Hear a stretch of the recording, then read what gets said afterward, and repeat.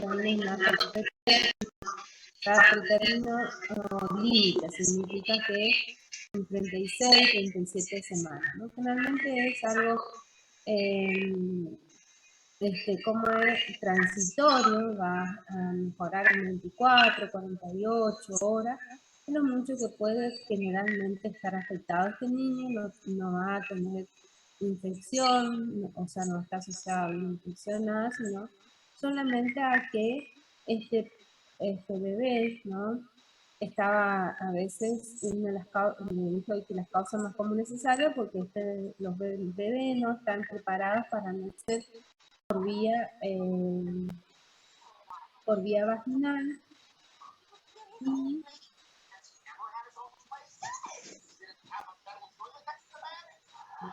están mirando dibujitos, no sé, están mirando tele.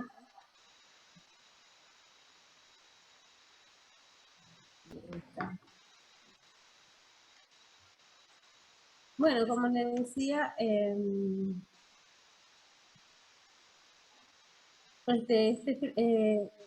los neonatos, ¿no? Están preparados para nacer por vía parto vaginal, ¿no? Las mismas contracciones uterinas son las que van a producir la estimulación para avisar que está por nacer. Entonces esto hace que la maduración pulmonar termine de completar, que se termine de formar la misma oxitocina, todo, ¿no? Permite completar la maduración pulmonar para que cuando nace el primer grito, con el primer llanto, se ha absorbido todos los líquidos pulmonares, ¿no?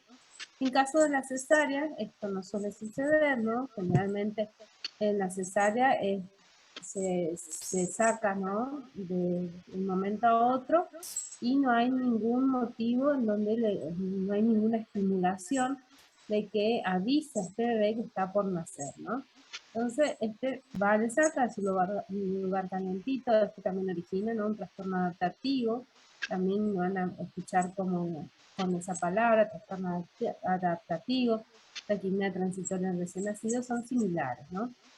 Y bueno, esto, la cesárea hace, ¿no? Que saque de un momento que está calentito, tranquilo, salga rápido, sin ningún estímulo, ningún aviso. Y como les decía hoy, es benigna. El problema es que si esto se puede llegar a complicar, ¿no?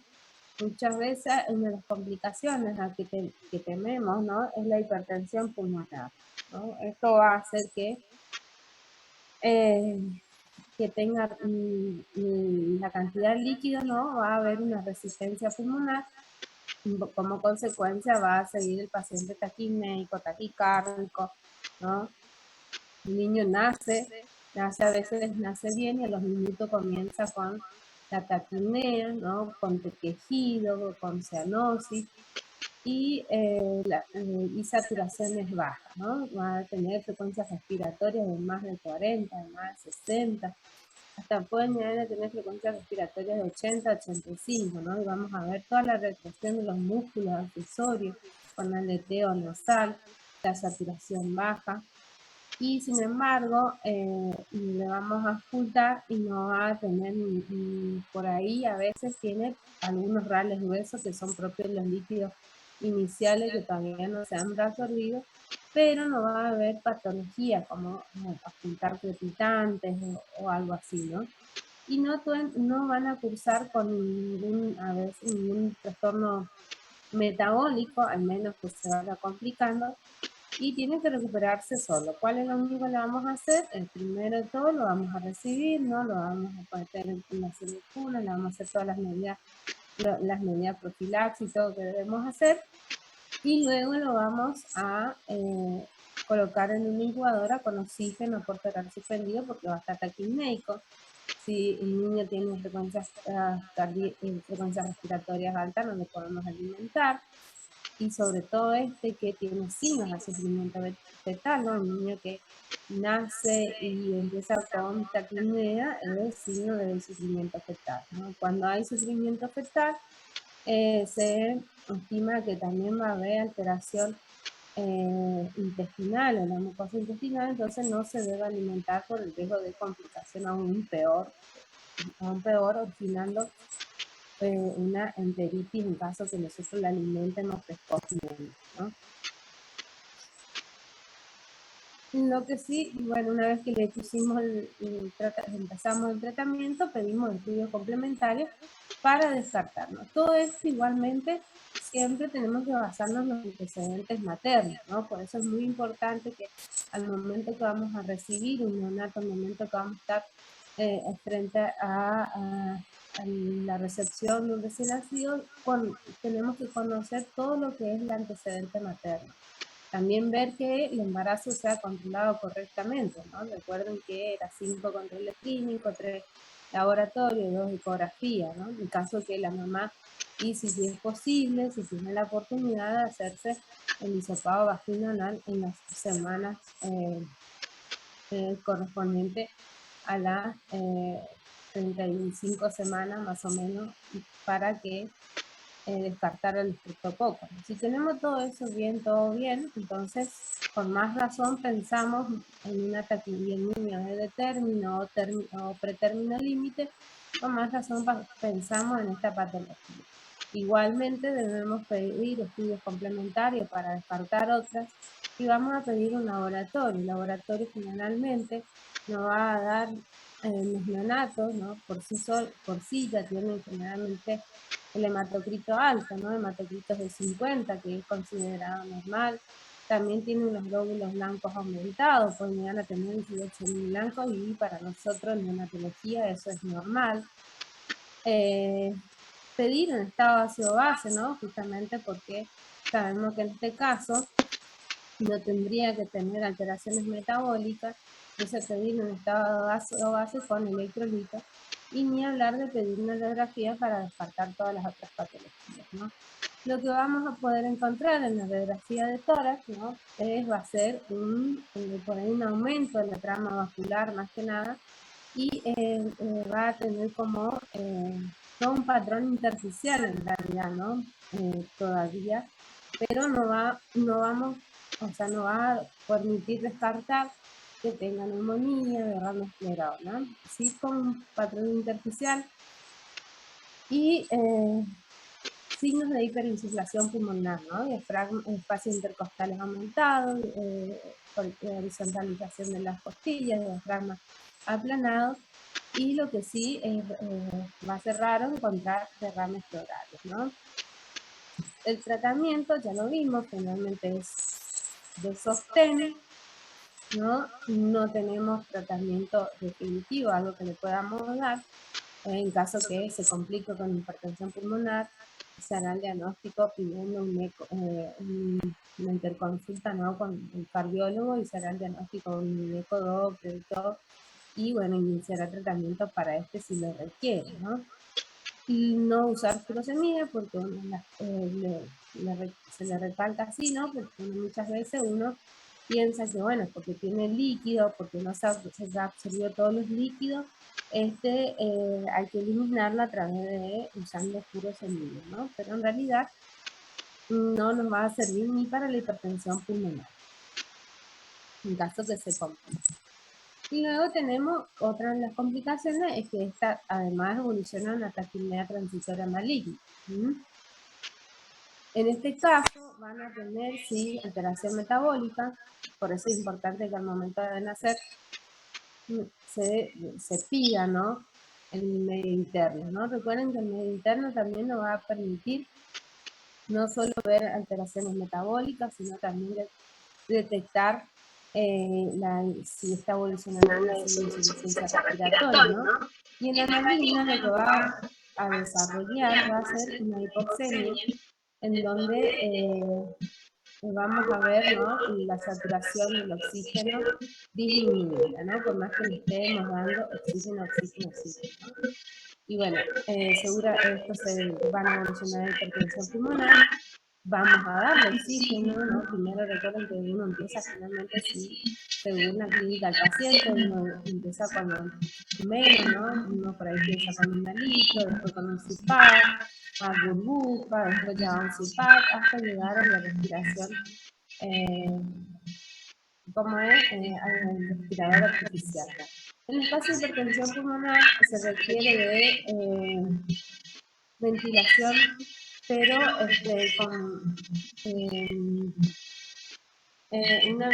no es la ventilación convencional, sino se necesita una ventilación una ventilación mecánica, un poco que, me está saliendo una palabra justo, pero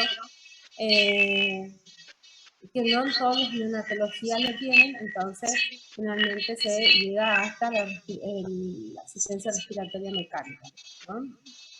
Y bueno, y es esperar, queda esperar. Pero no es común que evolucione a maligno, ¿no? Al menos nosotros acá, por ejemplo, tenemos un alto porcentaje de, respuesta al primer tratamiento al oxígeno, ¿no? Y no tenemos muchas complicaciones. Y por ahí algunos se complican por ahí cuando es con una sepsis o algo, pues por ahí los embarazos no están bien controlados, ¿no?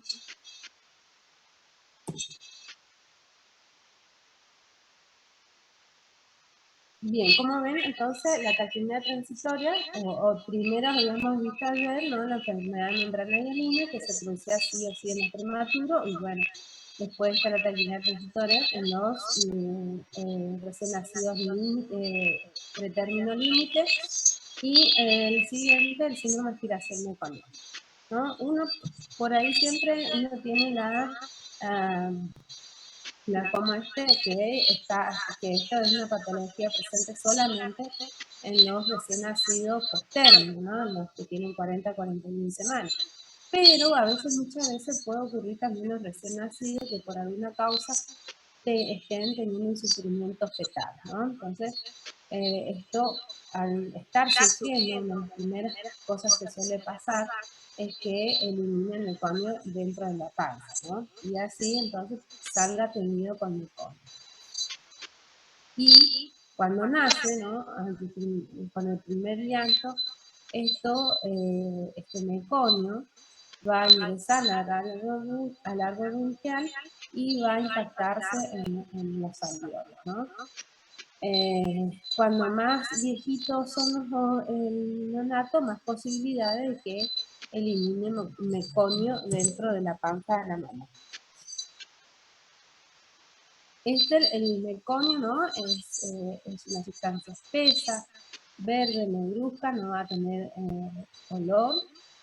Todavía se encuentra estéril porque todavía el niño no se ha alimentado, ¿no? Entonces, generalmente, todavía no tenemos gérmenes adentro. Si transcurren las horas, obviamente que, o si hay alguna fisura de la bolsa, ahí sí se puede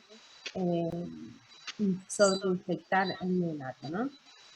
El meconio generalmente tiene que se elimina igual durante todo el embarazo, ¿no? A partir de las semanas 16 y 20 de vida intrauterina.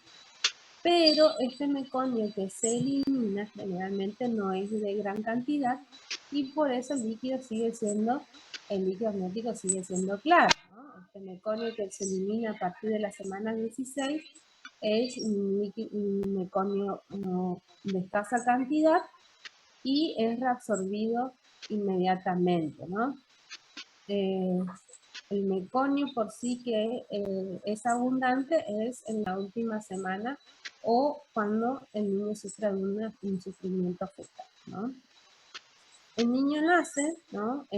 Generalmente el niño nace y tiene el meconio en la boquita, ¿no? Por eso es muy importante que al momento de nacer tengamos siempre preparado un aspiradorcito, esos manuales, ¿no? Porque cuando nace le metemos en la boquita y tratamos de sacar ese meconio para que al momento del niño llorar, gritar, esto no se introduzca dentro de faringe y tráquea y produzca el aspirado y así el síndrome, ¿no? ¿Cuáles son los factores de riesgo? Bueno, la asfixia perinatal, ¿no? Por eso es la asfixia perinatal, ¿no? Se detecta también por ahí en las últimas semanas, ¿no? Por ahí en embarazo que por ahí el niño empieza a hacer alguna bradicardia, ¿no? Algún sufrimiento fetal agudo. el famoso RCIU, ¿no? Muchas veces porque el RCIU siempre está acompañado seguramente de alguna patología, la preeclampsia y la diabetes materna, ¿no? Son todos factores de riesgo para tener un niño salado. En realidad, si ustedes miran, son patologías que en realidad llevan al sufrimiento fetal agudo, más que nada, y esto hace que el bebé elimine el meconio, ¿no? Cuando elimina el meconio, puede pasar que obstruya parcialmente la vía aérea, ¿no? Y bueno, entonces en este caso lo que va a producir va a como es, puede llegar a producir en algunas áreas como pequeñas oclusiones, ¿no? Y luego producir síndrome motora, o puede ser una obstrucción total provocando atelectasias distales, ¿no? El meconio es una sustancia irritativa, ¿sí? Por eso que si bien es estéril al principio, pero como es una sustancia irritativa, esto también va a originar una neumonía, ¿no? Más que nada una neumonitis exudativa, inflamatoria, ¿no? Que va a ir colapsando los alvéolos y produciendo una necrosis celular de esto. Esto generalmente se va presentando en las primeras horas. El bebé nace, se aspira, empieza con el distrés respiratorio y a medida que va avanzando se va produciendo el neumotora, la atelectasia, la neumonía, ya predispone a infecciones, estas infecciones generalmente, porque este meconio es un caldo de cultivo, ¿no? Entonces esto va a favorecer al sobrecrecimiento bacteriano y además tiene que el meconio inhibe la fagocitosis de los polimorfos nucleares, entonces favorece aún más la infección, ¿no? Por eso que es importante cuando vemos que vamos a tener un niño que va a tener el líquido meconial, tener la perita siempre a mano para tratar de aliviar que esto no se aspire, no pase, ¿no? Igualmente, cuando el niño nace tiene algo de líquido meconial ya en las vías respiratorias, en lo que es tráquea y eso, pero es mínimo, no como para afectar. Pero si sumamos lo de la tráquea, más a la faringe, más a la boca, suma una cantidad y ahí sí esa cantidad al ser aspirada va a producir todas estas consecuencias que estamos viendo. También lo que hace el meconio, ¿no? Es inhibir el surfactante, ¿no?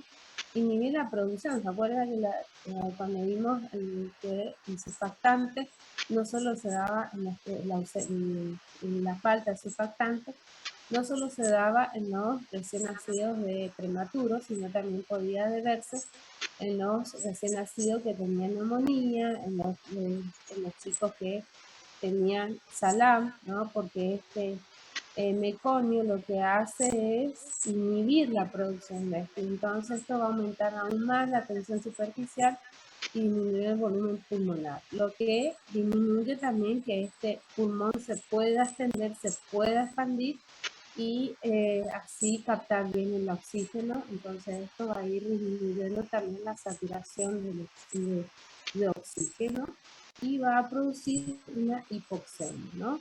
Porque hay un desequilibrio en la ventilación, perfusión y el shock, ¿no? A causa de justamente la disminución, entonces todo va sumando, ¿no? Como ven, irritación química, esto va a favorecer también la infección y así todo va escalonado. Por eso que muchas veces necesitamos todo un tratamiento complejo, ¿no? No solamente aspirar la boquita, sacar el meconio, ¿no? Sino muchas veces las complicaciones llevan a tratamientos antibióticos, a indicaciones de surfactante, a indicaciones de asistencia respiratoria mecánica, asistencia de drenaje en caso que tengan neumotoras, ¿no?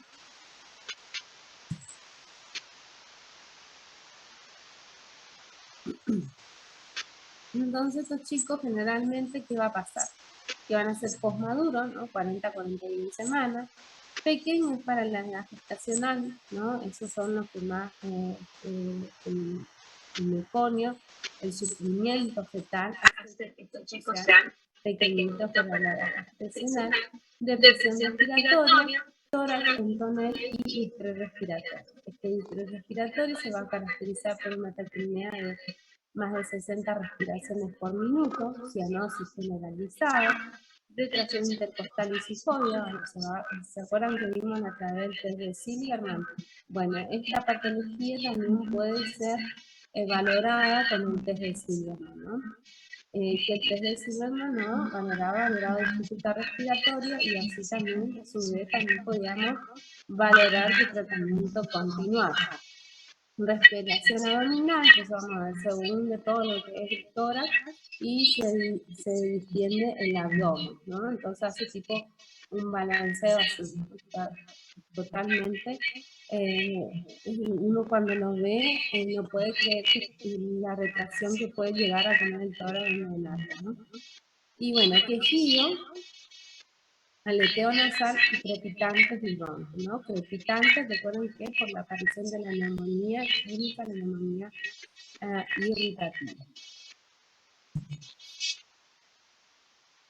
Bueno, el diagnóstico, interior de Silverman, como les estuve hablando, ¿no? Se realiza al minuto y a los 5 minutos, y con una puntuación de 3 o menos se considera dificultad respiratoria leve, y de 3 a más debe ser hospitalizado, ¿no? Antes, cuando nacía un neonato con meconio, lo que uno hacía era internarlo, ¿no? Entonces uno lo agarraba, inmediatamente lo internaba, por más que estaba bien, ¿no? Estaba sano, estaba rosado, funcionando, ¿no? Alimentándose bien, pero fue meconio, eliminó meconio, entonces listo, quedaba en observación 48 horas. Actualmente, bueno, como vemos, si es menos de 3, irá con la mamá, obviamente estará en maternidad, pero no necesariamente internada ahí con nosotros, corriendo el riesgo de sobreinfectarse con alguna otra patología, ¿no? Ustedes saben que en todos los lugares de internación es riesgo de sobreinfección bacteriana, ¿no? Entonces, el que tiene una 3 leve se va con la mamá, ya los demás quedan internados, ¿no? Es más, imagínense, yo, a ver, ¿hace cuánto estoy haciendo pediatría? 7 años. ¿Sí? Cuando entré en la residencia, las primeras recepciones de niños con meconio, lo que tenía que hacer era, que fue gracias a eso que aprendí a intubar también, es agarraba el neonato, con mi primera intubación, creo que fue en ese paciente, agarraba el neonato que nacía de meconio, no le estimulaba, no le hacía nada, no le hizo una licencia, había muchos partos vaginales, ¿no? Partos normales. Entonces era común ver que nacían con líquidos meconio. Entonces nosotros le agarrábamos, no le teníamos que estimular nada, despacito, lo colocábamos en la mesa de recepción, lo intubábamos y le aspirábamos todo el meconio, ¿no? Lo intubábamos con una sondita y un aspirador, sacábamos todo el meconio de las vías respiratorias. Después eso fue cambiando, ¿no? Actualmente lo que se hace aproximadamente 2 años, que no se usa más esa técnica, ¿no? La única técnica que se hace es la de la perita, ¿no? Aspirar la boquita y las fosas nasales, el líquido meconiano, ¿no? El otro se dejó usar porque se decidió que el niño cuando nacía ya tenía algo meconio en la tráquea, y con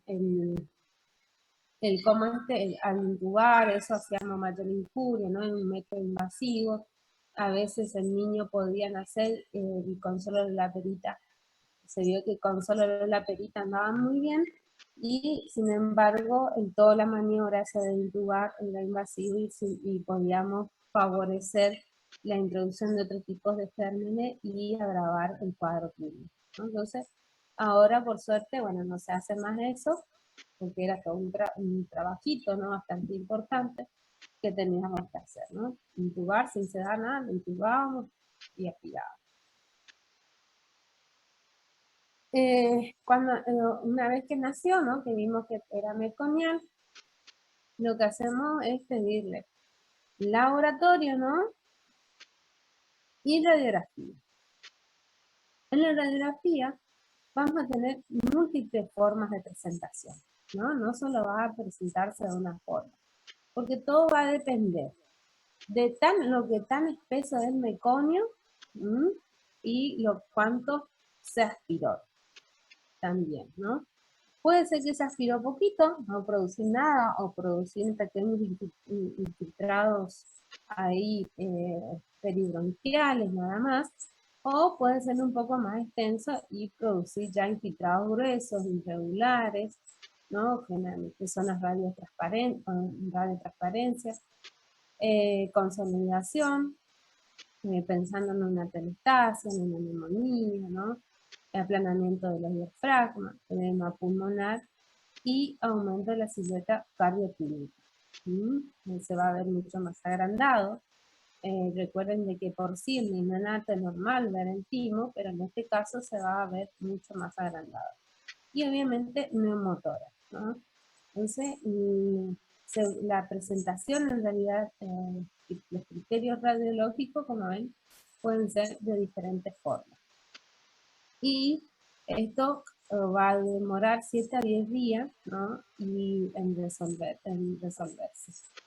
Pero puede persistir varios tiempos, ¿no? Por ejemplo, una consolidación, pues ustedes saben que esto demora en irse, ¿no? Y lo último que el niño puede estar sano, puede estar bien, sin embargo la consolidación persistir por 20 días, 21 días. Y aquí hay que tener en cuenta porque muchas veces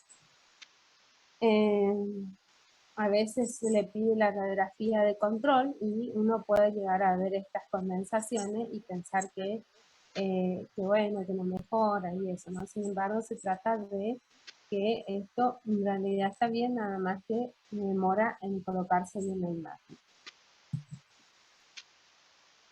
Además de la radiografía, pedimos hemograma. Recuerden que el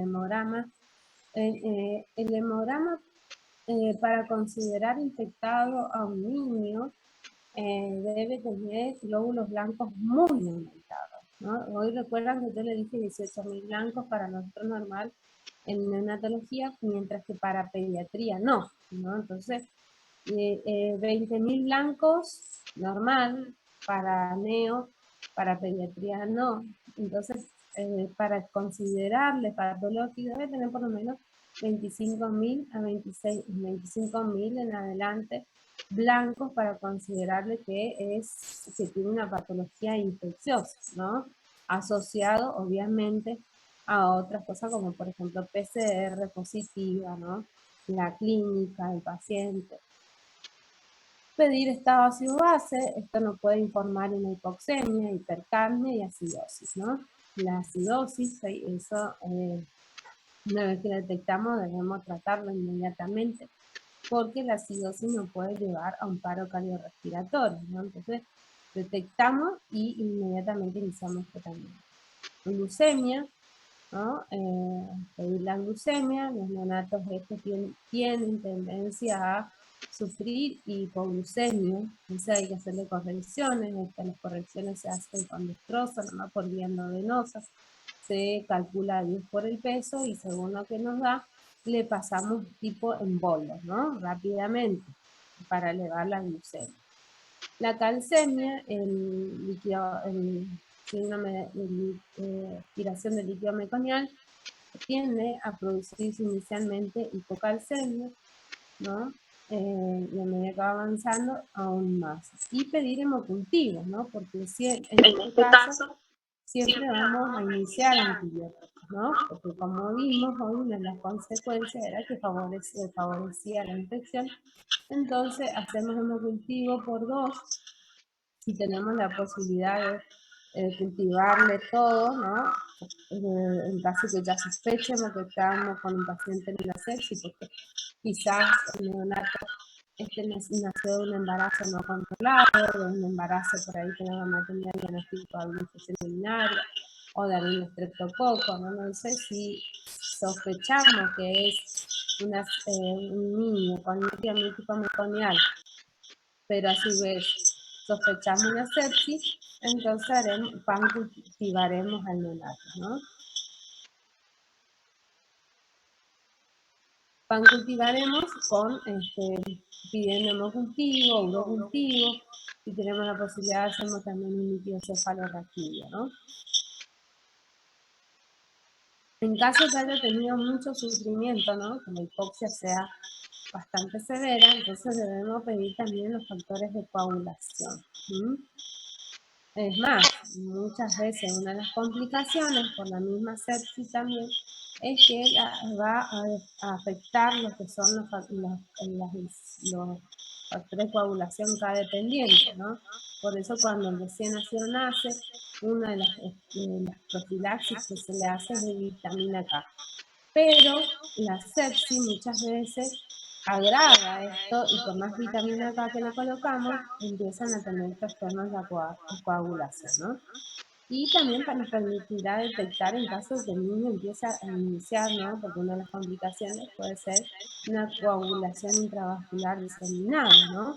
Eso también pedimos para estar atentos. Las enzimas cardíacas y cerebrales. Bueno, estas últimas, en realidad, son enzimas que por ahí específicamente no se la piden enzimas cardíacas, ¿no? Pero sí algo que se pide y que es muy común poder hacerla, o sea que casi en todas las neonatologías se puede hacer, es la CPK y la DNH, ¿no? Son dos enzimas que son indicadores de sufrimiento fetal, son indicadores de hipoxia.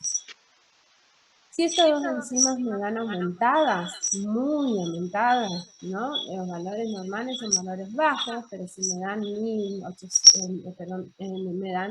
500, 1000, 2000, eso significa que cuanto más alto me da, más sufrimiento fetal tuvo, más hipoxia.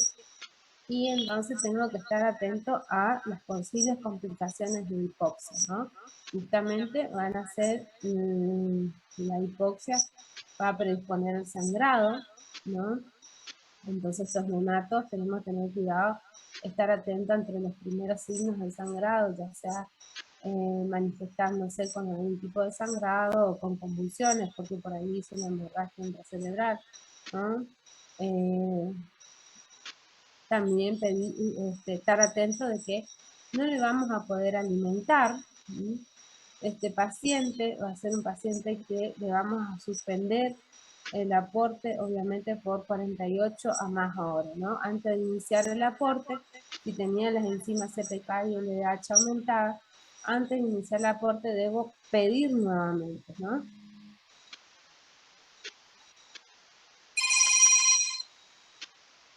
Hola. ¿Sí? ¿Sí, doctor?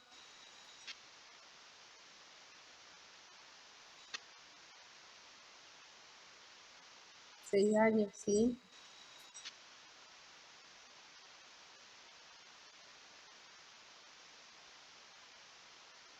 Sí.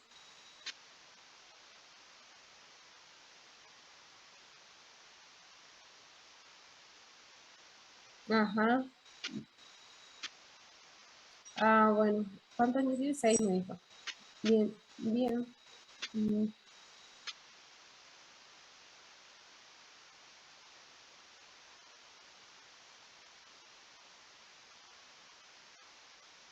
Sí, no, pasa que si ya está con un fecaloma, lo vamos a tener que desobstruir, vamos a tener que hacer un enema y eso implica horas, ¿viste?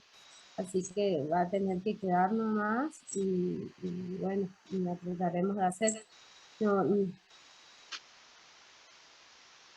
no sabe qué enemas le hicieron, no te dijeron si fue el Murphy o fue los que se compran, eso, no sabes. Bien, bien. Bueno, sí, seguramente si le hicieron dos y no anduvo, vamos a tener que hacer la interconsulta con cirugía para ver si me hace la extracción manual, al menos. Así que va a tener que quedar, vamos a tener que resolver esa obstrucción, ¿no? y va a implicar horas. Que ingrese nomás a pediatría. Bueno, estamos. Gracias.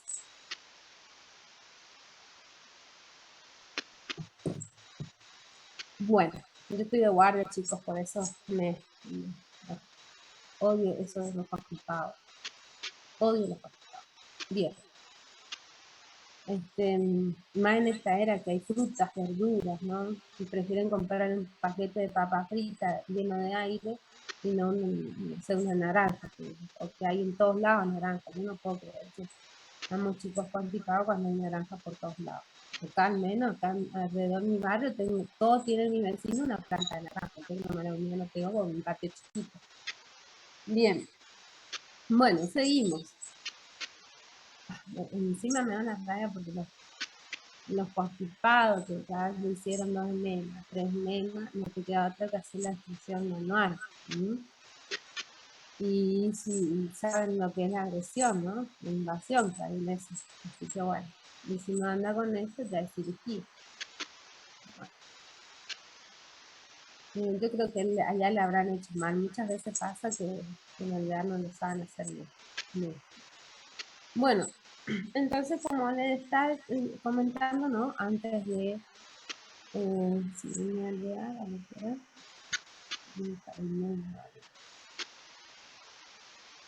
No, bien.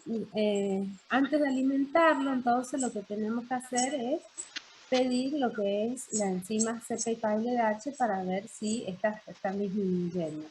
Porque si estas persisten aumentadas o aumentaron más, no le podemos alimentar por ninguna razón, ¿no?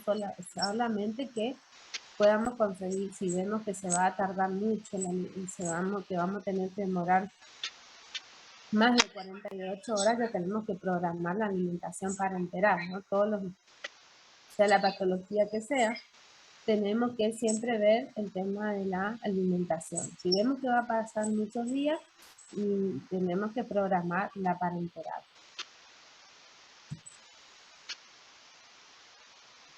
¿Qué diagnósticos diferenciales? Bueno, enfermedad membrana y hialina, todas las que causan, ¿no? Más que nada síndrome, producen inhibición del surfactante, ¿no? Membrana hialina, la bronconeumonía, una sepsis, un síndrome de escape aéreo, anomalías congénitas del pulmón y la taquicardia, la taquipnea transitoria recién nacida. ¿Cómo hacemos el tratamiento? Bueno, primero todo, una vez que recibimos, ¿no? Tratamos de sacarlo como un pulmón con la perita.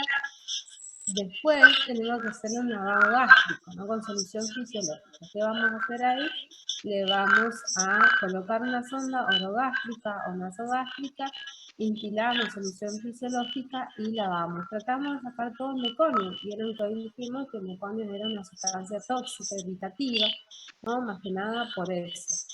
Y tenemos que mantener la temperatura, sea neonato que sea, siempre tenemos que mantener una temperatura térmica neutral, a una temperatura neutral a caliente, ¿no? Y bueno, iniciar hidratación, ¿no? En las primeras horas va a ser solamente con nuestros al 10%, y luego de 24 a 48 horas iniciaremos electrolitos que son sodio y potasio.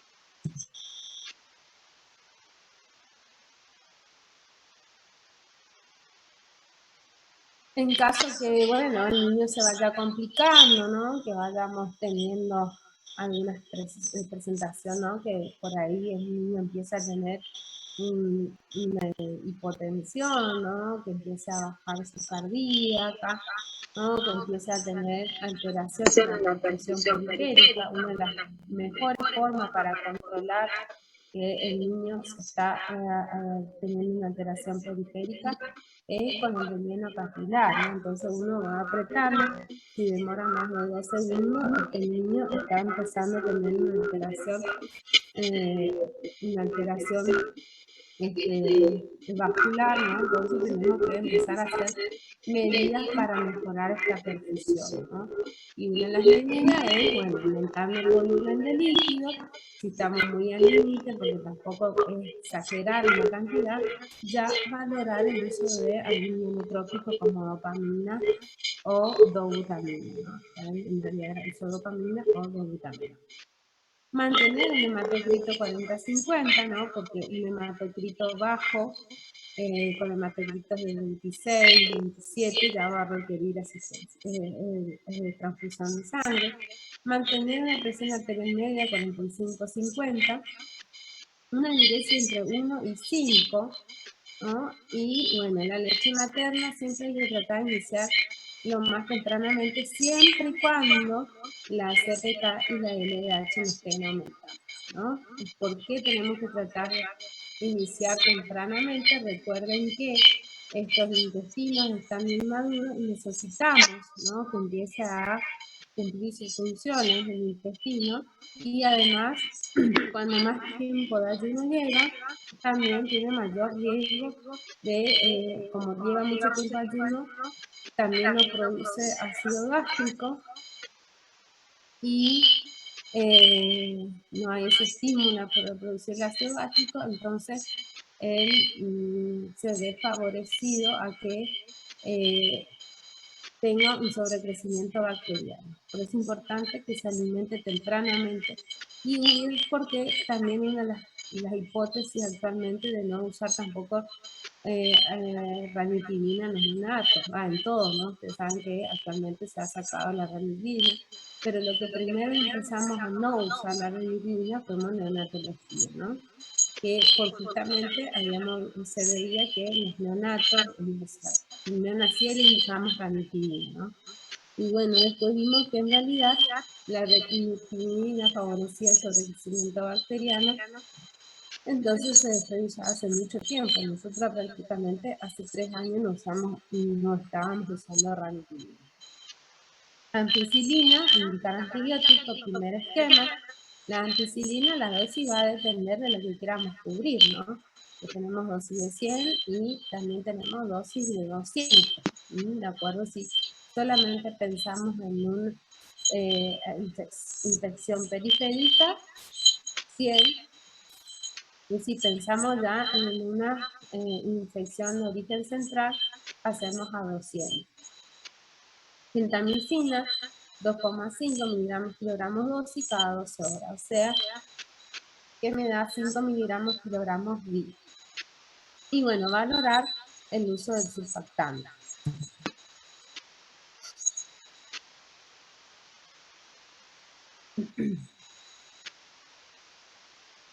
Bueno, el score de AGA, ¿no?, el que me va a permitir valorar si mi paciente está en insuficiencia respiratoria o no.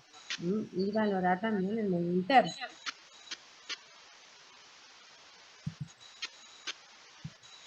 Según lo que me dé, ¿no?, si me das según el score, va a ser el tratamiento, ¿no? En la fase 1 solamente voy a colocar el casquito, ¿no?, el halo cefálico, y en la fase 2 ya tengo que utilizar oxígeno que me alcance una FIO de más de 40 para mantener saturación de 90 a 95. No, recuerden que en neonatología no es necesario,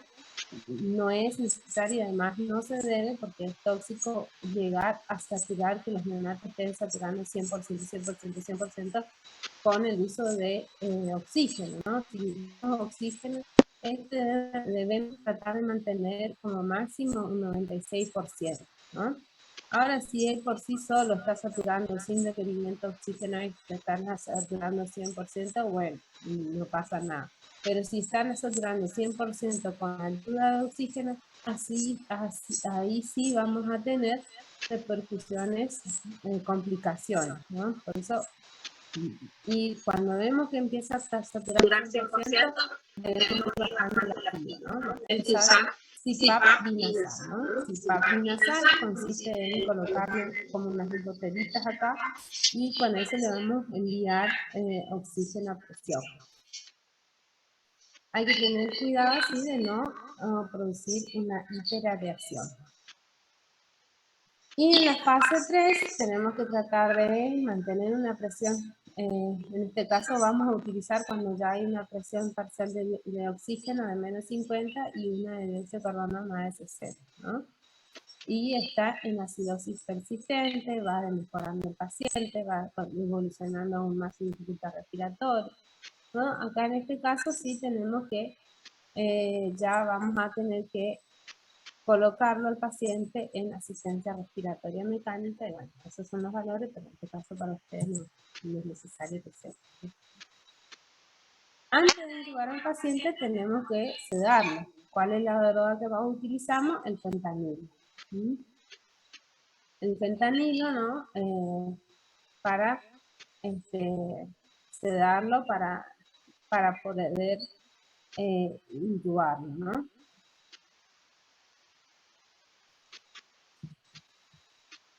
Bien.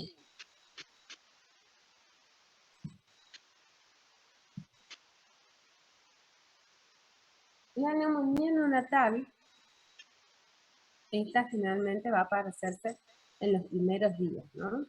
Y tenemos diferentes definiciones en realidad, ¿no? Tenemos la neumonía congénita, la neumonía intrauterina, la neumonía adquirida durante el trabajo de parto, ¿no? Y la neumonía congénita es cuando el patógeno se transmite al feto por vía transplacentaria. La neumonía intrauterina cuando se adquiere por la división del líquido amniótico infectado. Por ejemplo, se infecta este líquido a través de la ruptura, una de las causas más comunes, la ruptura prematura de membrana. Por eso es importante que cuando una mamá tiene la ruptura prematura de membrana y todavía no nació su bebé, iniciarse antibiótico. Si esta ruptura prematura de membrana pasó más de 12 horas, el neonato que nació de esta mamá con la ruptura de más de 12 horas, va a tener que ser internado, ¿no? Internado para hacerse estudios complementarios, laboratorio, radiografía, para descartar justamente una neumonía intrauterina o una sepsis, ¿no? Porque recuerden que los neonatos no suelen presentarse específicamente con una patología, no sé, es decir, tiene neumonía, tiene meningitis, ¿no? Sino generalmente cuando se presentan las infecciones se presentan como sepsis. Y la neumonía adquirida durante el trabajo de parto ocurre cuando se da mucho tiempo el trabajo de parto, ¿no? Y vieron que cuando se da mucho tiempo el trabajo de parto, a cada rato están haciendo tac, tac, tac, tac, ¿no? Entonces introducen ahí la mano cada rato, ¿no? Eso también predispone, ¿no? Se va a predisponer a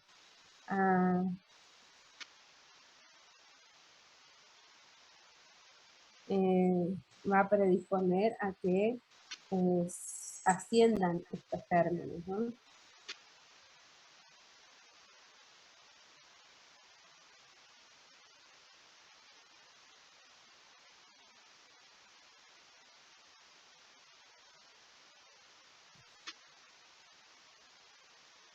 Esta neumonía, a veces la última, ¿no? La neumonía adquirida durante el trabajo de parto, el niño va a nacer de bien hermoso divino, va a estar con la mamá y la clínica se va a manifestar en forma a las 48, 72 horas, ¿no? Entonces por ahí a veces vieron que los neonatos permanecen en sala de maternidad con su mamá 48 horas y el bebé recién es dado de alta. Bueno, en todo ese periodo muchas veces no pasa nada, llega a la casa y comienza con algún signo, ¿no? Con apnea o con tos o con cianosis, ¿no? O hace como única manifestación, puede hacer también, por ejemplo, hipoglucemia, ¿no? Porque en realidad hace una sepsis, ¿no? Entonces se asume ahí como una, y si comprobamos las neumonías a través de una radiografía, entonces se asume como una sepsis a foco neumónico, ¿no? En caso de la adquirida. ¿Cuáles son los factores de riesgo? Bueno, los maternos, la diabetes gestacional, la ruptura prematura de membrana, que la mamá tenga una infección urinaria, ¿no? Dentro de los 15 días antes del parto, ¿no? Por más que muchas veces la mamá dice, pero ¿cómo, doctora? Si yo me traté todo, sí, pero muchas veces igualmente pasa, ¿no? Justamente ahora estamos teniendo en neonatología un neonato prematuro, nació de una mamá que estaba cursando con una diabetes gestacional y había tenido una infección urinaria hace 10 días atrás por una Escherichia coli. El neonato, el duro cultivo, también salió una Escherichia coli, o sea, que la misma. Y la mamá, el último uro que se hizo ya le dio negativo, pero sin embargo, igual le dio positivo al neonato, ¿no? La colonización vaginal patológica, ¿no? Que tenga estreptococo, la mamá que tenga listeria, Escherichia coli, herpes, ¿no? Por eso la coriamnionitis, y todo eso va a favorecer a que el niño tenga una neumonía, ¿no? Y los factores de riesgo de recién nacido, el prematuro, como siempre, bajo peso al nacer, un alga menos de 3 a los 5 minutos, ¿no? Recuerden que el alga se cuenta cada 5 minutos hasta 20 minutos, ¿no? O sea, se cuenta el minuto a los 5, a los 10, a los 15, a los 20. Y bueno, la predisposición nosocomial, en caso que haya requerido que sea intubado, ¿no? O que haya estado con ventilación mecánica, también son factores que van a predisponer a que el neonato tenga neumonía neonatal. Los gérmenes, como ven, son unos cuantos, son varios, ¿no? Y ahí tenemos, por ejemplo, en el caso transplacentario, tenemos el treponema pallidum, ¿se acuerdan de sífilis, citomegalo, ¿no? Son también otros, el virus del citomegalo, el listeria, monocitogenes, rubiola, todo lo que son, como ven, todos los gérmenes que vimos prácticamente en enfermedades perinatales, ¿no? La hepatitis, el virus del herpes, ¿no? También el Toxoplasma gondii, ¿no? El Mycobacterium, tuberculosis, varicela zoster, el HIV, todo ello, ¿se acuerdan? Vimos cuando vimos TORCH. Y la intraparto, los gérmenes, el estreptococo betamolítico, por eso es importante que se haga la mamá del hisopado vaginal, el herpes, listeria y la clamidia trachomatis intrabacterias, ¿no? Muchas veces la mamá, por ejemplo, en el caso de por ahí la clamidia, no tiene ninguna sintomatología, ¿no? Entonces, igual contamina al niño, ¿no? Por eso ustedes saben que se usa las gotitas profilaxis en el ojo cuando nace, no solo para evitar o sea, para evitar la conjuntivitis por clamidia y por gonorrea, ¿no? También puede pasar que tenga el gonococo.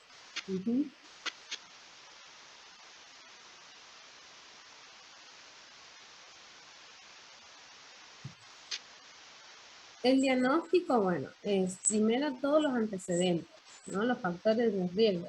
Pensar siempre que el neonato, y sobre todo el antecedente RPM y coriamnionitis, ante el mínimo síntoma, ante el mínima clínica, listo, ingresamos a neonatología, y bueno, buscamos neumonía, buscamos sepsis, ¿no? Tratamos de aislar al paciente con cultivo, ¿no? En este caso, vamos a pancultivar, ¿no? Tenemos que pancultivarlo al paciente, ¿no?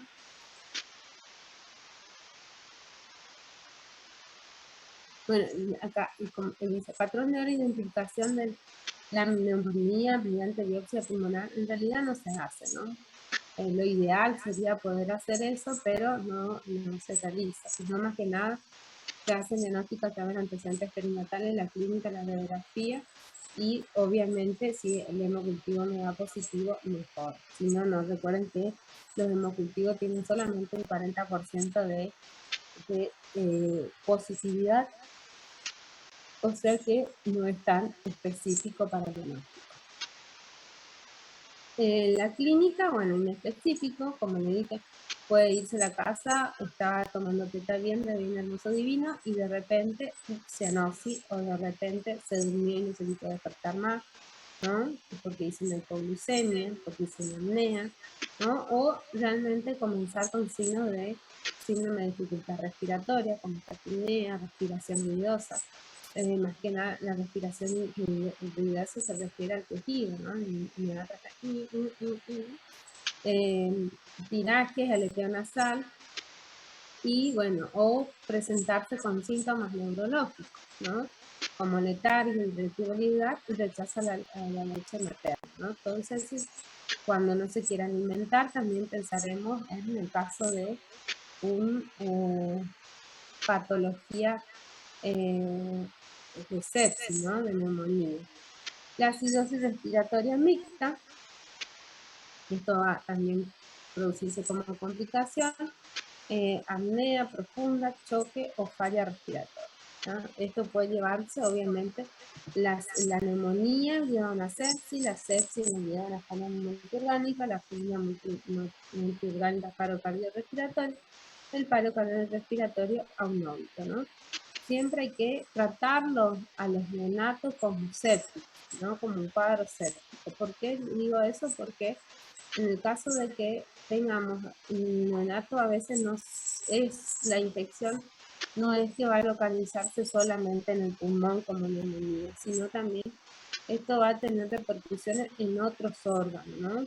Esta misma infección puede pasar a afectar a la parte hepática, a la parte renal, ¿no? Entonces, tener siempre presente en todo lo que es a los neonatos, asumirlo siempre como sepsis, ¿no? Ustedes saben igualmente que para decir que el niño tiene sepsis, tiene que tener hemocultivo positivo, ¿no? Pero a veces los indicadores de la clínica nos hacen asumir igual como sepsis, ¿no?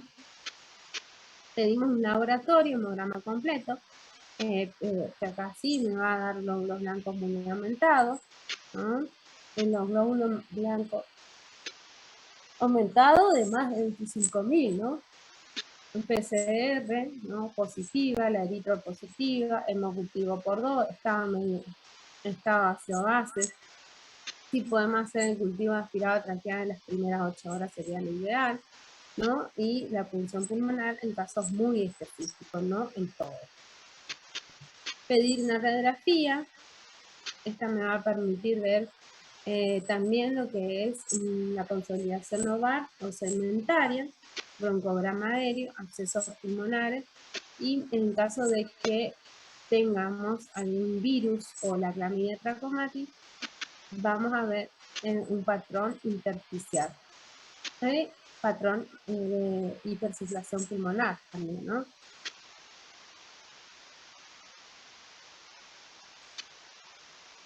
Quedamos algo al diagnóstico diferencial con enfermedad de membrana hialina, derrame pleural, edema pulmonar, nuevamente la taquipnea transitoria del recién nacido, hemorragia pulmonar, agenesia pulmonar, ¿no? Porque agenesia, más que nada, porque al hacerle la radiografía voy a ver una imagen radiopaca, puedo confundirme con una consolidación pulmonar, entonces puedo pensar eso, ¿no? Que tiene una neumonía, en realidad una agenesia pulmonar. La diferencia es que la neumonía va a tener un patrón, o sea, va a tener una radiopacidad, pero va a ser esta radiopacidad heterogénea, ¿no? Significa que va a tener broncogramas aéreos. Sin embargo, la agenesia pulmonar va a estar pulmoncito chiquitito y no va a ser todo monogéneo, ¿no? Todo blanco, bien blanquito. Y bueno, lo que es cardiopatías y también el SALAM. Normalmente el SALAM se puede complicar con una neumonía, ¿no? ¿Qué complicaciones? Insuficiencia respiratoria aguda, derrame pleural, empiema, neumotora, hidrotórax. Muy poco. No olvidé de sacar fotos. Tuvimos un paciente que hizo una neumonía con derrame pleural y neumotórax.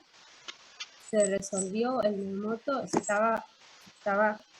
se puso todo el tubo para que se resuelva el neumotórax y a las 2 horas hace un hidrotórax. Bueno, la cosa en el otro pulmón. Bueno, estuvimos ahí.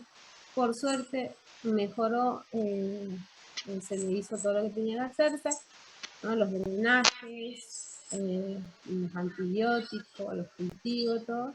Y bueno, ese chico estuvo 26 días en respiración mecánica, ¿no? Le quisimos retirar a los 20 días, sí, a los 20 días, y se volvió a descompensar, bajaba su saturación, le volvimos, estuvo 26 días en respirador mecánico, porque después siguió en CPAP. En total creo que llegó a 3 meses y medio, ¿no? Así que bueno, algunas complicaciones. Hipertensión pulmonar persistente también como complicación, y injuria pulmonar por el ventilador, ¿no? El mismo que puede evolucionar a la displasia pulmonar, retinopatía de la prematuridad, ¿no? Por eso es importante que le hablo del oxígeno, otoxicidad, nefrotoxicidad por los medicamentos y resistencia al antibiótico, ¿no? Eso también hay que tener cuidado con los antibióticos que indico en el primer inicio, ¿no? Ustedes saben que lo que uno usa como primera línea es la ampicilina, gentamicina, ¿no? Como primera línea. El problema es que si yo tengo una mamá que viene luchando con infecciones urinarias, infecciones vaginales, ¿no? Que viene varios meses ya con problemas de esto, que fue tratada con un medicamento, fue tratada con otro, por alguna infección urinaria resistente, por alguna vaginitis, algo, entonces en este caso tengo que tener también el criterio a la hora de indicar un antibiótico, ¿no? Si yo soy una mamá que fue tratada 3 veces por infección urinaria y bueno, no me voy a indicar antigenta para esa infección urinaria, ¿no? Seguro va a necesitar algo más fuerte, como un segundo esquema. Tiene que ser internado, ¿no? Y bueno, lo primero que vamos a hacer, ¿no? Tomar la temperatura, ¿no? Pueden tener temperaturas elevadas, el aporte hidroelectrolítico según el peso y la edad, ¿no? El balance, todo hacer, indicar balance de ingreso y egreso, porque esto me va a permitir también no solo valorar la cantidad de líquido que está ingresando el paciente, sino también el que está eliminando, ¿no? La sepsis tiende, ¿no? La neumonía que se complica con una sepsis tiende a afectar la parte renal y la parte hepática, ¿no? Por eso tengo que estar atento a todo lo que está eliminando, mantener un flujo urinario, ¿no? Dijimos hoy de 1 a 5, para que tenga, para saber que está funcionando bien, ¿no? Y no sobrecargar, ¿no? Una presión arterial, tratar de tener, dijimos 50-60, ¿no? O 45-50. Asegurar la vía aérea. El niño tiene que estar, el neonato tiene que estar con la cabecita hiperextendida.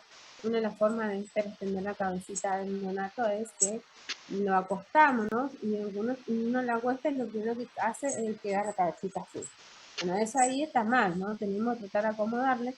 Y una de las formas es de colocarle unos pañitos acá atrás en la espaldita, no bien en el cuello, sino abajo del cuello. Y esto permite que el niño esté en posición olfateo constantemente, ¿no? Por más que se mueva, que esto, el niño permanezca así y bueno, y tenga una buena vía, y tener presente siempre el aspirador a mano, porque en caso de que empiece a tener secreciones, vamos a necesitar ayudarle a eliminar esto, ¿no? Colocarle una sonda nasogástrica. Recuerden que al principio, sobre todo, si tiene signo de sufrimiento fetal, deberá tener un aporte oral suspendido al menos 24-48 horas, ¿no?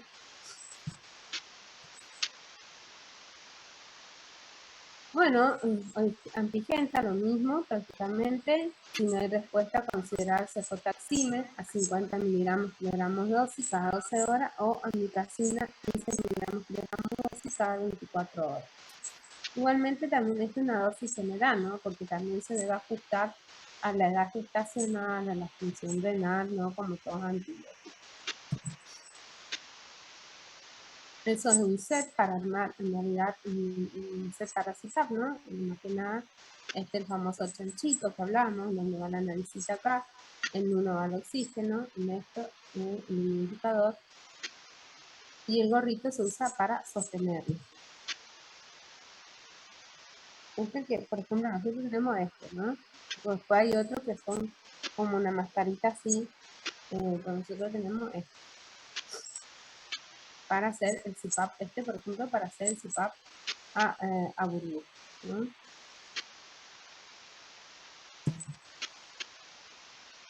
Este otro método, ¿no? También este CPAP a burbuja, nada más que la canilita es diferente, ¿no? Es un poco más sofisticada, tecnológica, ¿no? Esto va dentro de la naricita, ¿no? Y esto acá tiene los dos tubitos y adentro. Esto lo que hace es que va a permitir que, esto sería el ideal que podamos tener todo, ¿no?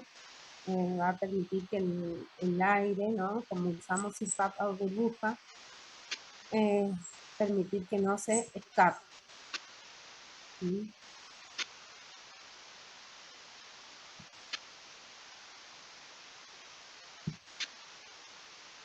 Obviamente, si se manda con eso, va siempre a la que más, todas estas que vimos, las que más se ve en la taquimia transitoria recital.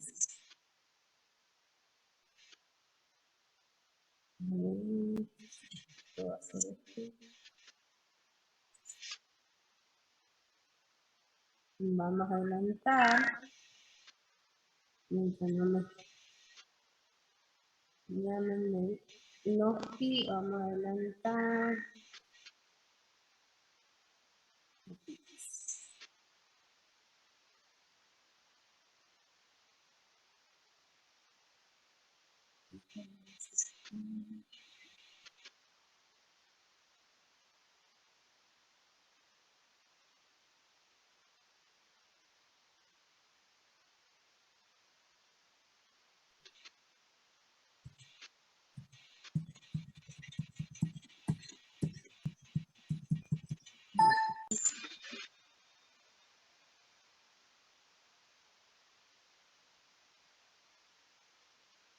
¿Sí ven ahí?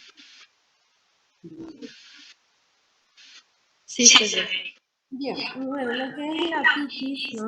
Es algo bastante frecuente, ¿no? En neonatología, en pediatría, ¿no? Porque es, los niños, ¿no? Aún todavía no tienen bien desarrollado lo que es el conducto auditivo, ¿no? O sea, lo tienen bien posicionado anatómicamente, ¿no? En los casos de los chicos, se va completando recién cuando más el conducto, ¿no? Inicialmente es horizontalizada, ¿no? Entonces se ve favorecida que ciertas patologías predisponen a otitis, ¿no? Por ejemplo, se ve más frecuente en varones, ¿no? En niños alimentados con biberón, sobre todo si toma el biberón acostado, ¿no? Porque dijimos que todavía el conducto, en vez de estar así, está todavía rectificado, todavía no terminó de completar el crecimiento, la maduración correspondiente. Y esta alimentación, al estar muy acostado, predispone a que el conducto, recuerden, está muy ahí en contacto con lo que es fauces, entonces cuando está tomando el biberón, esto produce un pequeño reflujo, lo que va a favorecer a la otitis, ¿no? Fumadores pasivos, como todos, y la hipertrofia abdominalina, ¿no? La hipertrofia abdominalina también que está justamente ahí en contacto con la salida del conducto. Entonces esta hipertrofia puede obstruir, cerrar al conducto y no permite el drenaje correcto del conducto, ¿no? Lo que el conducto generalmente tiene un líquido, ¿no? Entonces esto se obstruye y predispone a que sobreinfecte y origine la otitis media, ¿no? ¿Ven? Está en la posición, ¿no?, que todavía tienen. Por eso cuando se alimentan o cuando tienen mocos, también ayuda a que esto favorezca el reflujo, ¿no? Otitis media, tenemos otitis media y otitis media aguda y otitis media externa, ¿no? Hay que tener en cuenta esas dos frases, externa y media, porque lo que es media son todo lo que va a originar de la membrana timpánica hacia adentro, ¿sí? Y todo lo que es de membrana timpánica hacia afuera es considerado otitis externa. ¿Y en qué va a diferir? Justamente en los gérmenes, ¿no? En los gérmenes y la sintomatología. La otitis media aguda generalmente son sintomatologías más graves, más sistémicas. En la otitis externa no suele producir fiebre, por ejemplo, más que un dolor o una irritación, un prurito, o un mal olor, mientras que en la otitis media va a tener fiebre, va a tener decaimiento, va a afectar más sistémicamente, chicos, por eso, y los gérmenes son diferentes, por lo cuanto entonces el tratamiento va a ser totalmente diferente. La colección, una otitis media aguda, ¿no? En este caso vemos acá un oído donde el pus está todo contenido y no sale hacia afuera, ¿no? Este oído, este chico, va a tener dolor intenso, sobre todo cuando se acuesta. ¿Por qué? Porque ahí los líquidos purulentos se concentra todo acá, ¿no? Al acostarse se concentra todo en esto y comprime todos los órganos, ¿no? La estructura que están ahí y producen aún más dolor, ¿no? Se alivia muchas veces, a veces cuando esta membrana, ¿no?, se produce una pequeña fusión, una pequeña ruptura, entonces sale el pus y el niño se alivia temporariamente.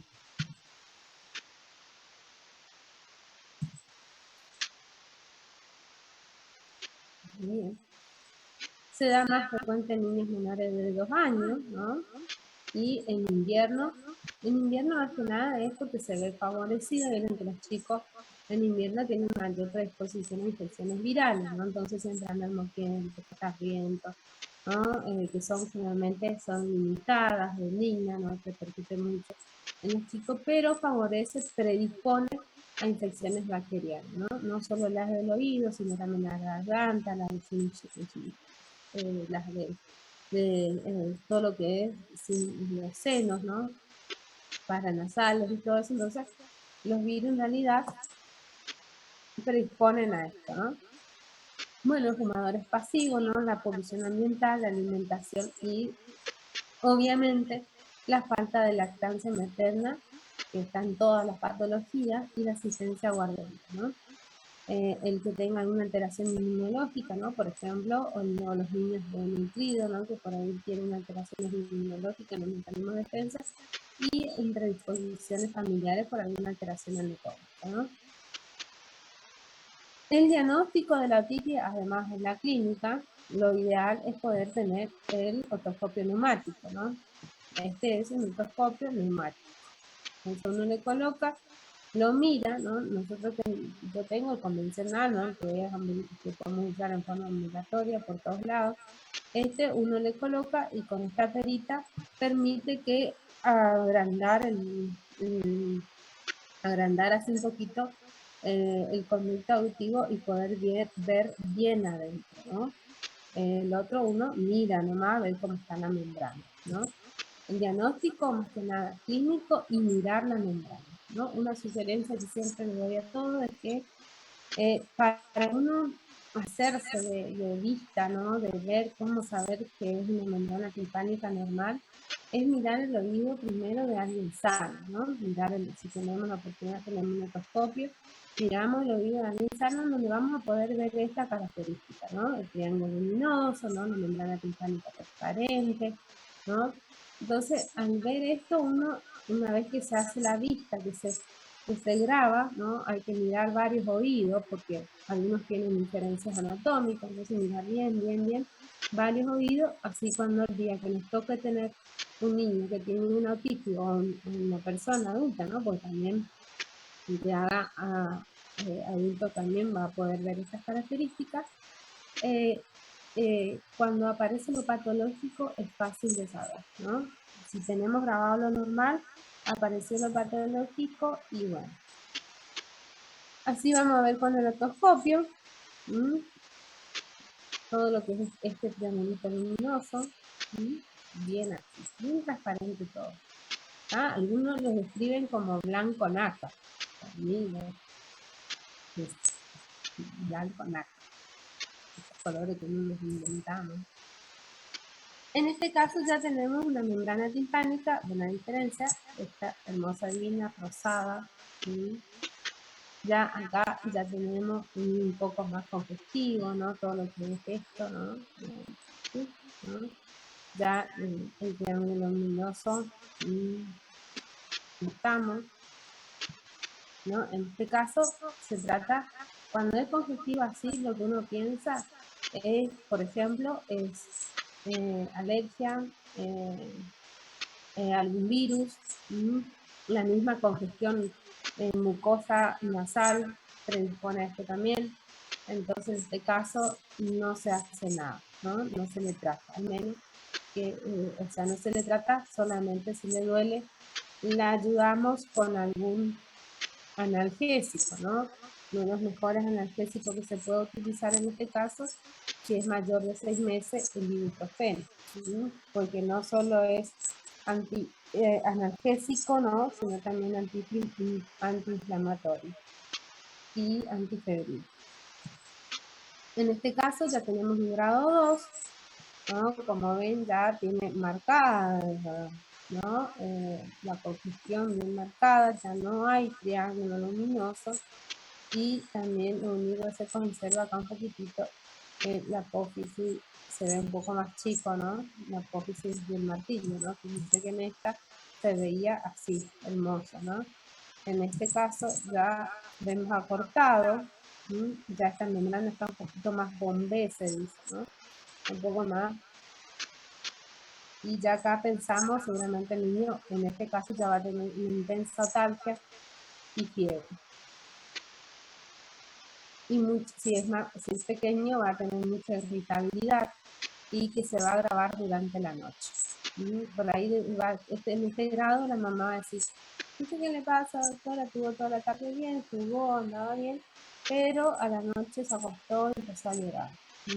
Este es así el caso.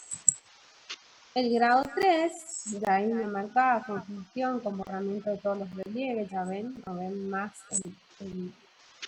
como el martillo, ¿no? Sino ya todo, esto está todo bombero.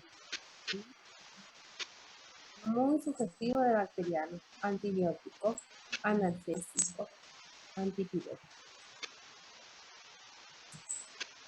En el grado 4, igual es que al 3, pero con perforación de la membrana del tímpano y supuración. La perforación, y esto es toda la supuración, ¿no? También bacteriano, pensamos más que nada bacteriano, también antibiótico.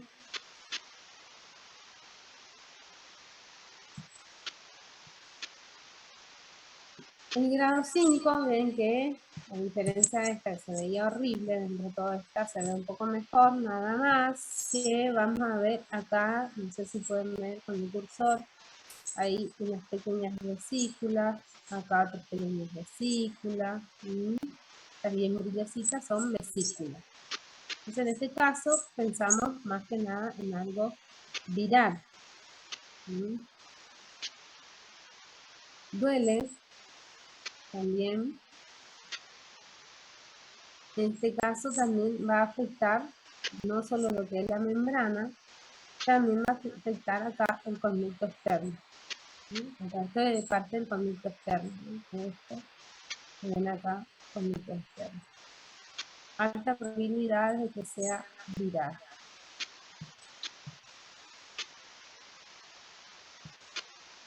Este es lo que se vería normal.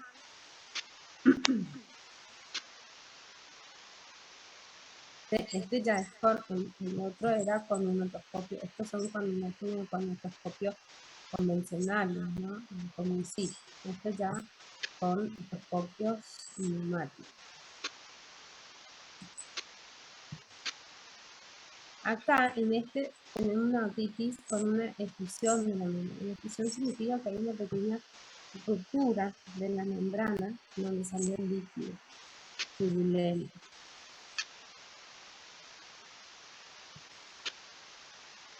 ¿No? Acá esto es secreción, toda secreción.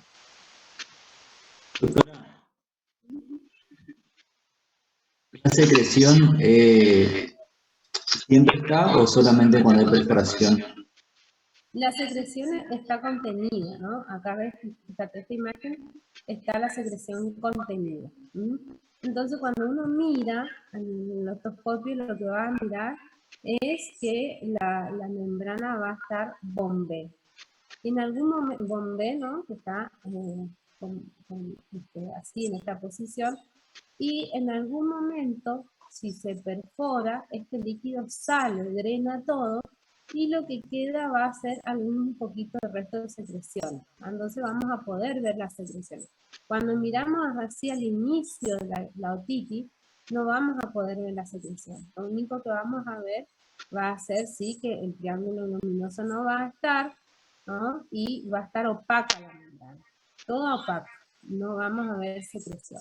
La secreción vemos solamente si se perfora y vamos a poder ver también el sitio de perforación de la membrana, ¿no? Porque no hay que confundir que la secreción puede también ser el otitis externo, del conducto nomás. Para decir que esta secreción corresponde al oído medio, tenemos que ver la membrana y tenemos que ver también una pequeña perforación. Chiquitita, pero tenemos que ver. Así vamos a ver, ¿no? ¿Ves? En este caso vos, esto en realidad es la membrana, no estás viendo la secreción. Esta es una membrana bombé.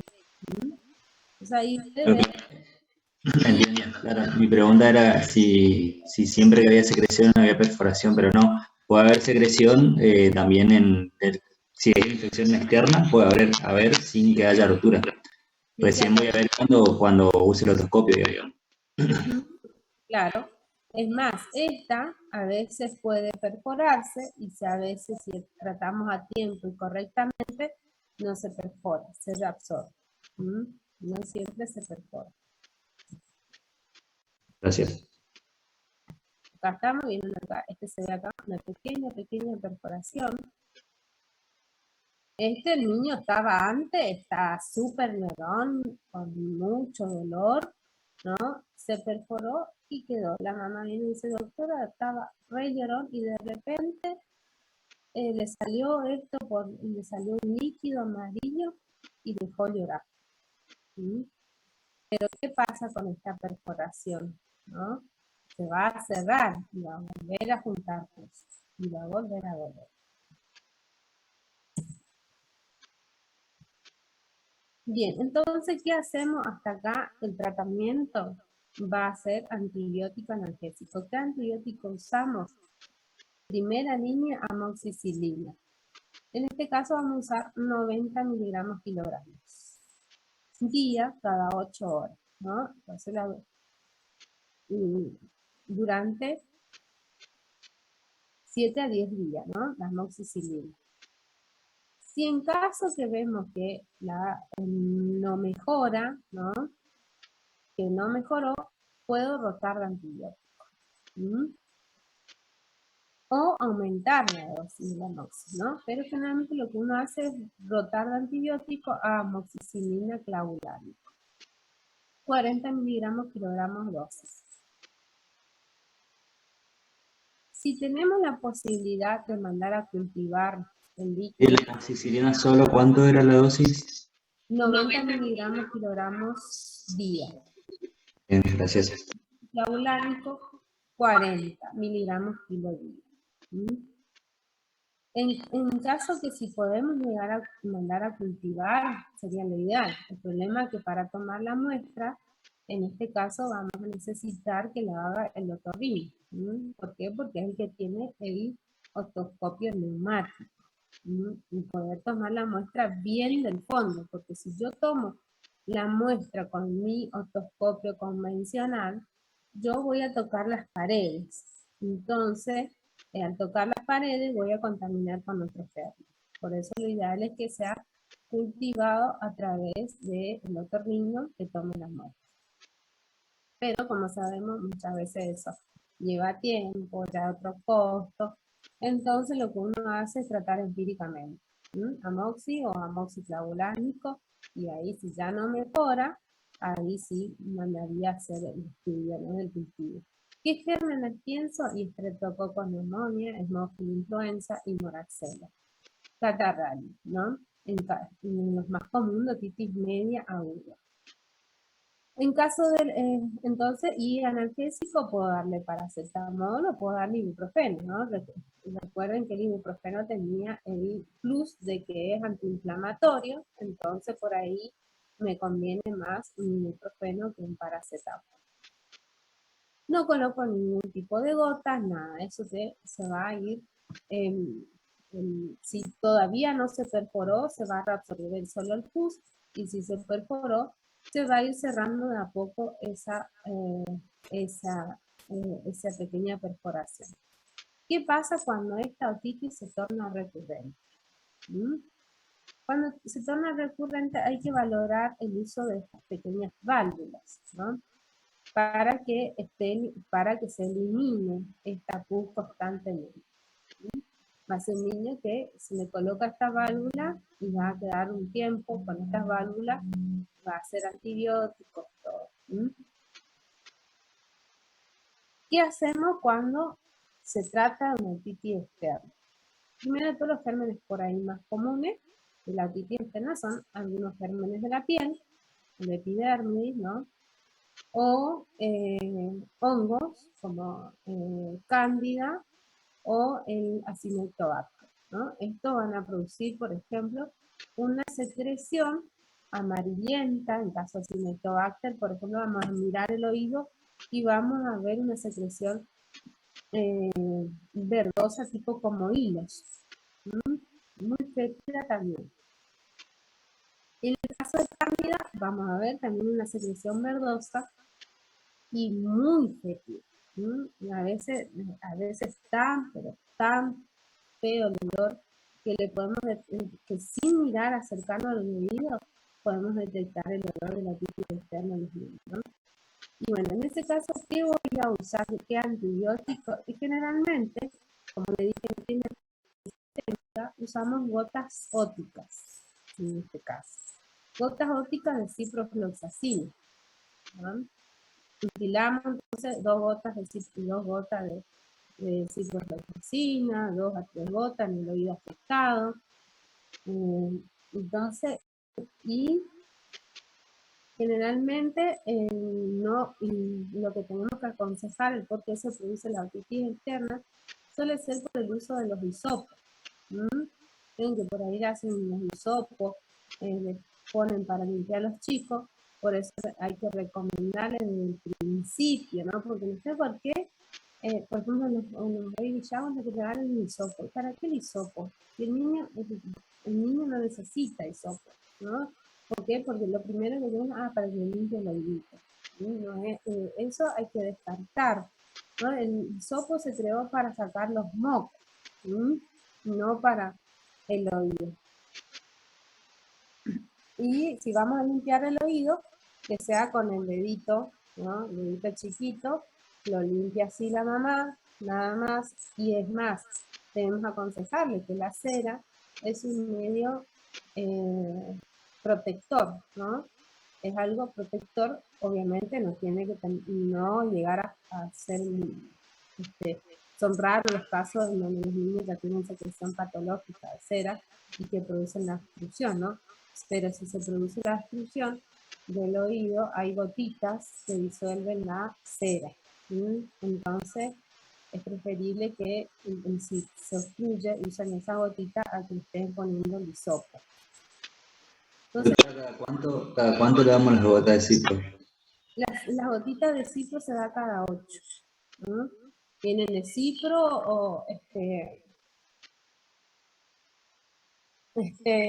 vienen también incluso por ahí, a veces los chicos tienen mucho dolor, entonces vienen ciprofloxacina con lidocaína para el dolor. Entonces, a veces las gotas ópticas por ahí, creo que yo le dije hoy que en la otitis media no se usa gotitas externas, ¿no? Porque la infección está hacia adentro. Pero lo que a veces uno usa la gotita óptica es en el caso de el niño por ahí tiene mucho dolor, entonces uno le pone esas gotitas que traen lidocaína y le ayuda a calmar un poco el dolor. Obviamente es temporal, ¿no? Dura poquito tiempo, tampoco dura mucho tiempo ese efecto. ¿Sí? La lidocaína suele durar 4 o 6 horas nada más, después ya empieza a dolor. Y estas gotitas pueden tener antibióticos solo, o sea, tener solo ciprofloxacina o tener ciprofloxacina más algún corticoide y obviamente la lidocaína, ¿no? Hay varias marcas comerciales de esas que También de 7 a 10 días, más o menos. Sí, también. Y ahí en ese caso, en la otitis externa no necesita darse amoxicilina y eso, ¿no? Al menos que vean ya que tengan un gran compromiso, ¿no? La infección, vean que no esté solo en el conducto, sino que esté un poquito más afuera, ¿no? Porque a veces alguna lesión de la oreja o alguna dermatitis, piodermita en la piel puede hacer afectar también al oído, ¿no? Bien. Bueno, ¿alguna pregunta hasta acá?